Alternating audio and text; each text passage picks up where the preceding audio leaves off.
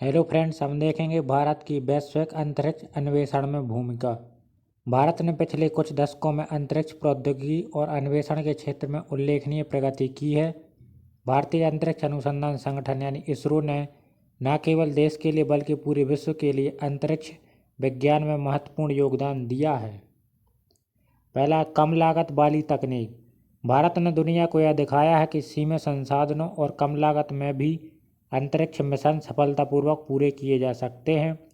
Mars orbital mission यानी mom Mangalyaan इसकी सबसे बड़ी मिसाल है, जिसे सबसे कम बजट में सफल बनाया गया। सेकंड है वैश्विक प्रक्षेपण केंद्र। भारत आज दुनिया के लिए सैटेलाइट लॉन्चिंग हब बन गया। PSLV रॉकेट की मदद से भारत ने कई देशों के उपग्रह अंतरिक्ष में स्थापित किए। 2017 में एक साथ 104 सैटेलाइट लॉन्च करने का रिकॉर्ड भी बनाया। थर्ड है चंद्रमा और मंगल मिशन। चंद्रयान फर्स्ट ने चंद्रमा पर पानी के अणु खोजे, इससे वैश्विक शोध में नया आयाम जुड़ा। चंद्रयान 3 की सफलता ने भारत को चंद्रमा के दक्षिणी ध्रुव पर उतरने वाला पहला देश बना दिया। मंगलयान ने भारत को एशिया का पहला और विश्व का चौथा देश बनाया, जिसने मंगल की कक्षा में सफलतापूर्वक उपग्रह स्थापित किया। फोर्थ है मानव अंतरिक्ष मिशन यानी गगनयान। भारत जल्द ही अपने पहले मानवयुक्त अंतरिक्ष मिशन यानी गगनयान को लॉन्च करेगा। इससे भारत उन चुनिंदा देशों की श्रेणी में आ जाएगा जिनके पास अंतरिक्ष में मानव भेजने की क्षमता है। 5 है वैश्विक सहयोग। भारत नासा, यूरोपीय स्पेस एजेंसी, जाक्सा और रूस जैसे देशों की अंतरिक्ष एजेंसियों के साथ मिलकर काम कर रहा है। अंतर्राष्ट्रीय अंतरिक्ष स्टेशनों और गहरे अंतरिक्ष मिशनों में भी भारत की भूमिका बढ़ रही है। 6 भविष्य की दिशा। सूर्य के अध्ययन के लिए आदित्य L1 मिशन, शुक्र ग्रह और अन्य ग्रहों पर अनुसंधान मिशनों की योजना। निजी अंतरिक्ष कंपनियों की भागीदारी से भारत की भूमिका और मजबूत होगी। निष्कर्ष, भारत ने अपनी सस्ती, विश्वसनीय और उन्नत तकनीक के जरिए वैश्विक अंतरिक्ष अन्वेषण में एक अग्रणी शक्ति के रूप में स्थान बनाया है।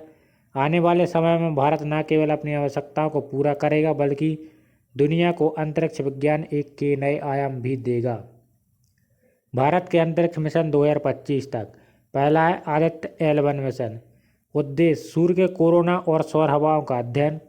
स्थिति 2023 में लॉन्च हुआ और 2024 और 25 में लगातार डेटा भेज रहा है।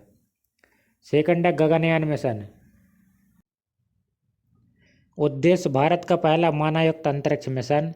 स्थिति 2025 तक 3 भारतीय अंतरिक्ष यात्रियों को 400 किलोमीटर की ऊंचाई तक पृथ्वी की कक्षा में भेजने की योजना।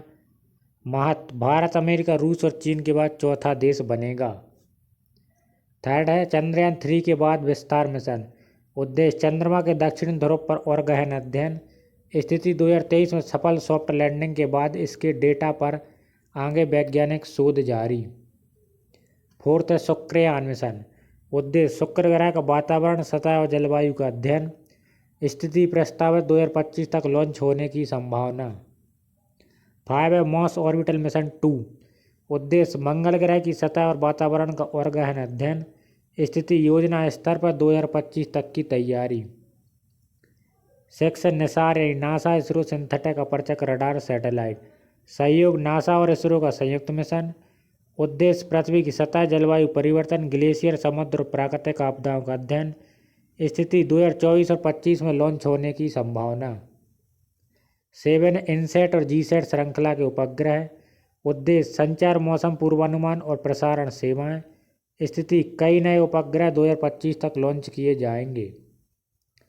8वां है नई स्पेस पॉलिसी 2023 के तहत निजी कंपनियों की भूमिका। 2025 तक निजी भारतीय कंपनियां जैसे स्काईरूट, अग्निकुल, पिक्सल अपने उपग्रह और लॉन्च व्हीकल अंतरिक्ष में भेजेगी। निष्कर्ष, 2025 तक भारत सूर्य, चंद्रमा, मंगल और शुक्र चारों स्तरों पर सक्रिय मिशन चला रहा होगा। साथ ही गगनयान मिशन भारत को मानव अंतरिक्ष उड़ान क्षमता में संपन्न बनाएगा, जिससे वैश्विक अंतरिक्ष अन्वेषण में भारत की भूमिका और भी मजबूत होगी।